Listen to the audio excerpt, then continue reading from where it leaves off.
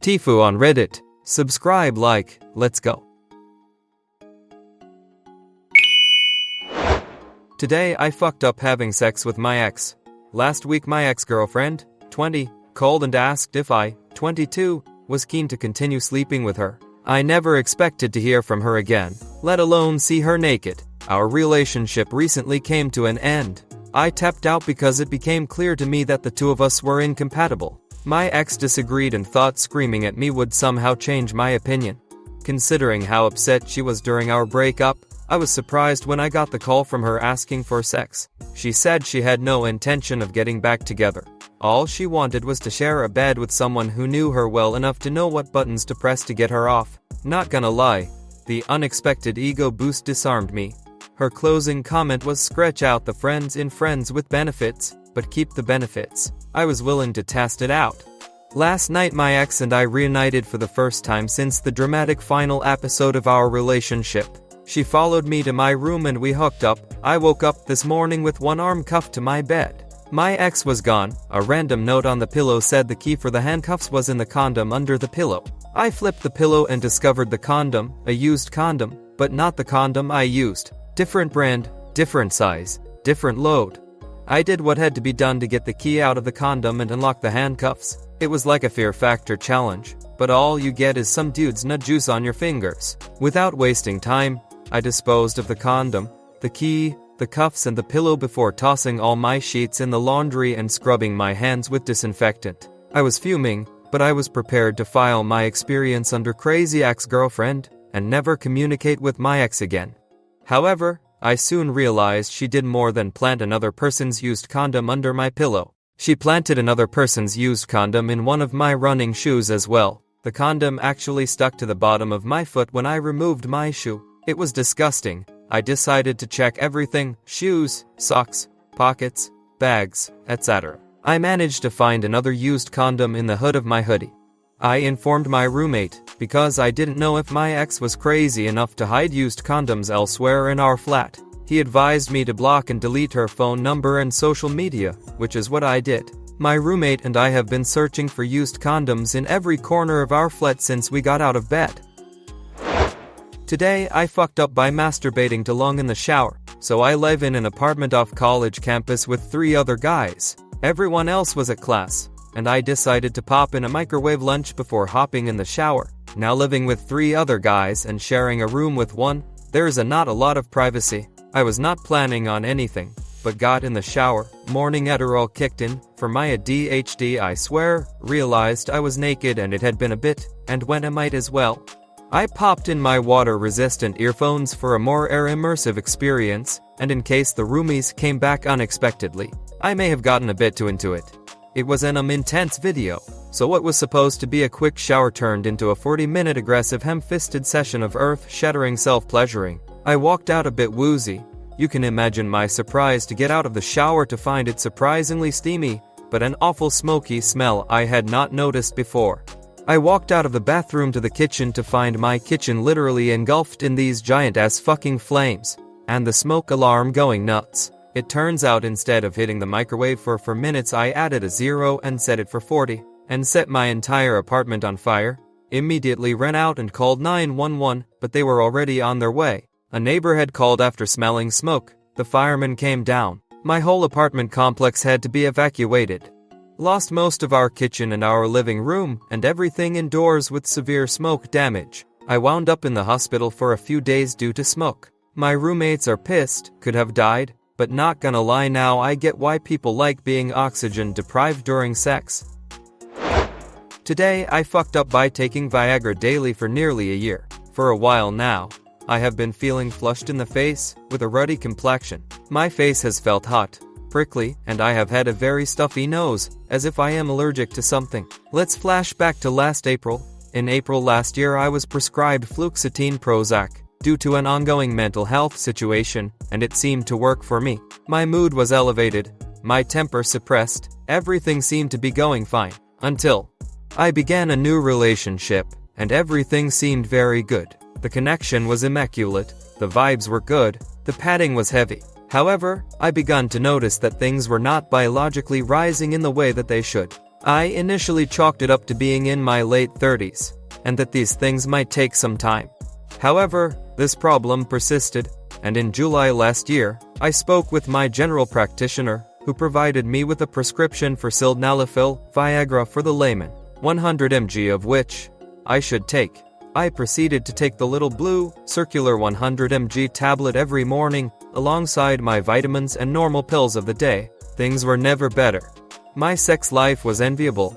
I begun to feel energy like I have not felt since my teens, and my general motivation and drive seemed at an all-time high. Until the third or fourth week.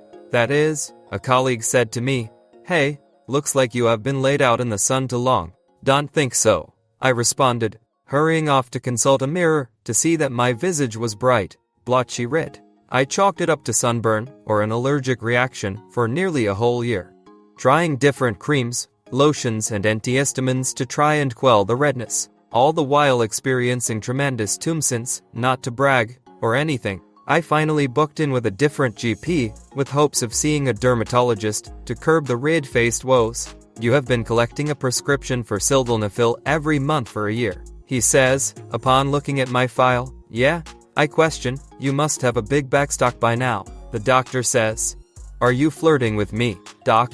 I reply, "Surely you are not in need of them every day." The doctor responds, and then it all became clear. These are not a daily medication at all. They are to be used as and when required. For those who don't know, sildenafil Viagra causes one's blood vessels to open more readily, causing more plentiful erections, but also flushing, sinus stuffiness, higher heart rate and a multitude of other symptoms which could be attributed to other things. Today I fucked up by hiding a marzipan-filled condom in the wall as a teenager, and now my family thinks my dad put it there. This has been bugging a little bit for years now, and I feel like I gotta get it off my chest. So when I was a teenager, our house was getting renovated, and I was helping out with putting up new panels on the walls. And for whatever reason, I came up with this dumb prank. I took a double condom teenage curiosity, and instead of doing anything normal with them, I filled they with marzipan. Still not sure why, but I thought it was funny as hell at the time. I tied it up, now looking like a marzipan dildo, and before I sealed up the wall, I put it on top of a stud inside together with a thong panty that I had collected from a home party. Then I covered the wall up, and I just kinda forgot about it. Fast forward like 20 years, my brother buys the house from my parents and decides to do some renovations too. He rips down that same wall and guess what? He finds the old, crusty marzipan condom and a red thong. Now, here is where it gets really awkward. No one has any idea it was me, and everyone in the family thinks it was my dad who put it there during the original renovation. My brother and our sisters have had full-on conversations trying to figure out why he would have put a condom in the wall. Like, was it a weird joke? Some creepy keepsake? They even speculated if maybe it was used for something. For the last 3 years, I have just kept my mouth shut while they have tried to solve this mystery. It's come up at family dinners and gatherings, and always I am sitting there knowing the whole time that it was just my stupid teenage self trying to be funny. I kinda feel bad for letting it go on this long, especially since our dad is not with us anymore, but I also can't help but laugh every time they bring it up. Maybe one day I will fess up, but for now, it's too funny to watch them try to figure it out. But it also is a fuck up, because I have kept it a secret for 3 years now. Why would I tell the truth now? That would make me an idiot for putting this dark story on our dead. Today I fucked up by letting a delirious woman into my house thinking she had heat stroke. She was a mental patient from the hospital who proceeded to sit on my sofa and masturbate. This happened yesterday in the UK while we are going through the hottest heatwave on record. It's 4 p.m. and I am minding my own business in my back garden tie-dyeing my shed, when I hear somebody trying to get into my back gate. I peek through the gap to see an elderly woman looking very hot and distressed. She notices me and starts shouting, "Please help me, please help me." I can't open the gate, so I tell her to go to the front door. I ran through the house and told her to come in and take a seat while I get her a glass of water. She was mumbling gibberish and rocking back and forth, tells me she is lost. I suspected she had heat stroke and was suffering from delirium and exhaustion. Poor woman, thank God I saved her. I pop upstairs to get a damp towel and the fan. When I return, I find the woman sitting on my sofa, smoking a cigarette, masturbating. Great, you can't do that. I yell in bemusement, but she carries on, telling me how nice it feels. Can you lick my clitoris? She asks, to which I said no way and she needs to leave. Do you have a dog? I see my chance to get her out of the house. Yes, I have a dog, come with me, and I manage to get her up and out into the garden. She collapses onto the floor, making gagging noises, telling me she's going to die, still with her hand between her legs. It is 40 degrees and I myself am struggling to be fair, so I know she will be in trouble if I don't get her out of the heat. I call 999. They take 5 minutes to answer, and eventually they tell me there are no ambulances. Is she breathing? Is she conscious? Okay then, if she passes out, put her in the discovery position and fan her, then call us back and we will try to hurry up. She keeps asking for the dog and that she wants us both to make love to her. When I try to move her into the house, she keeps grabbing me and trying to kiss me. What the hell am I going to do? The hospital is a 5-minute walk, so I make the decision to get her there by carrying her or she is going to die from heat stroke. So I tell her I know a really nice dog across the road and I am going to take her to it. Her eyes light up and she heads with me out of the garden. I get her to put her leggings on and begin to walk to the hospital while being sexually assaulted the whole way. 999 rings me back and I tell them the plan. The closest door is the ear and throat department or something like that, so I carry her in there where there is air conditioning and sit her down. I shout for help and a nurse appears. She fetches some water and I leave her in their capable hands. They all seem to know who she was and apparently she had been on the mental ward. As I walk out she yells, "Where is this dog to lick my clitoris?" The nurses look puzzled. I shrug my shoulders and walk out. I return home, lock all the doors and gates, and have a shower to wash the woman's sweat and fenny juice off me. I have not seen her today. Hope she is feeling better. If the mods so wish I can verify the story with video evidence as my house has Nest cameras, but I won't post these publicly for obvious reasons. Today I fucked up the plans my girlfriend and I made to sleep together while camping with her family. A couple of nights ago I was camping with my girlfriend and her family. It was night 1 of our 3-day camping adventure. My girlfriend shared a tent with her mom. I shared a tent with her brother. The dad shared a tent with no one. When everyone was supposed to be sleeping, my girlfriend approached my tent and woke me up. She had beginner level stealth mode skills because her brother was wide awake when she was done unzipping our tent. Not the end of the world. My girlfriend and I anticipated that outcome during our brainstorming session at the beginning of the trip. As per our plan, my girlfriend said she had to pee, which was my cue to say, "I will walk with you." This was meant to be the first phase of our secret mission to have sex in the woods without the family knowing. However, I literally forgot about the secret mission. I never said I will walk with you. Instead, I asked the brother if he was keen to come with us, because it seemed less ominous to be wandering in the woods in the middle of the night, if we were more than 2 people. The brother shrugged and said he might as well pee. My GF stared at me like I made no sense to her. She said if I didn't want to be alone with her, then I was more than welcome to be alone with her brother. I had to exit my tent without being fully dressed because she stormed off without warning. She disappeared. I repeatedly tapped on her tent and whispered babe enough times for the person inside the tent to finally respond. It was her dead. I was at the wrong tent. In my defense, it was dark. I was still recovering from a dream I had about being born with teeth growing out of my tongue, and not to mention all our tents looked the same. The dad asked what I was doing barefoot in my boxers in front of his tent. I said nature was calling and I was looking for someone to keep me company. The dad connected the dots and asked if I was hoping that someone would be his daughter. I had no idea how to respond.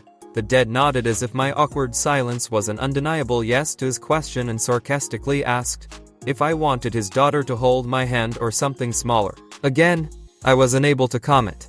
The dad put on his boots and emerged from his tent with torches and toilet paper. I said I didn't need toilet paper. The dad said it was for him. I peed. The dad pooped. I was forced to shut my eyes and think happy thoughts because the dad sounded like he was puking mud. On our way back, the dad suggested that I share a tent with him from now on. I was too traumatized to turn him down. The dad and I have been sharing a tent ever since, which made it impossible for my girlfriend and I to have the privacy we planned for. I am currently not in the best boyfriend category with the girlfriend. Today I fucked up. Alexa reminded me in the middle of a dinner party that it was time to bonk my wife. So this happened obligatory last night and we are just getting over the laughter. My wife and I are early 60s and because of old age, menopause, etc. Our sex life has needed medical intervention, and a new treatment was suggested to alleviate my wife's pain during intercourse. So 10 days ago, jokingly after a few bottles of wine, we set an Alexa reminder to announce when the treatment had run its course and we could officially get to it. We set a reminder, David had asked time to bonk Fiona. It seemed bonk didn't trigger Alexa's censorship. So fast forward 10 days. We had totally forgot this, and last night in the middle of a dinner party with several friends we get the reminder. David reminder. It's time to bonk Fiona. As you can imagine, confusion reigned, and after a pause in the dinner party conversation, questions were asked, and our friends joined in on the good humor as we are all similar ages. Pro tip, everyone gets old. Things didn't work as well as they once did, but please try and keep your sense of humor. Thanks for watching. Share your story in the comment.